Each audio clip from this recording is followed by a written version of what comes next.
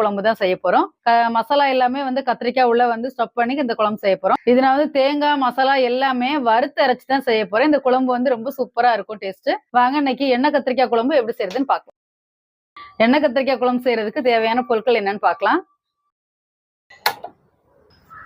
இப்போ மசாலா பொருட்கள் எல்லாமே வறுக்கிறதுக்காக நான் ஒரு கடாய் அடுப்புல வச்சிருக்கிறேன்.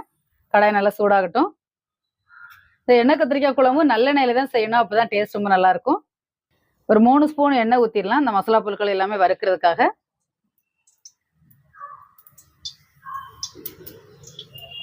எண்ணெய் நல்லா சூடாயிடுச்சு. ஒரு 20 சின்ன வெங்காயம் எடுத்து நான் முழுசா உரிச்சு வச்சிருக்கேன். அது எண்ணெயில வதக்கிடலாம்.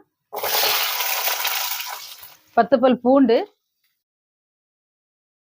இந்த வெங்காயம் பூண்டு ரெண்டுமே கலர் மாறுற அளவுக்கு நல்லா வதக்கிடலாம். சின்ன வெங்காயம் பூண்டோட நல்லா கலர் மாறிடுச்சு. இப்போ இதோட வந்து தேங்காய் துருவல் சேர்த்துடலாம்.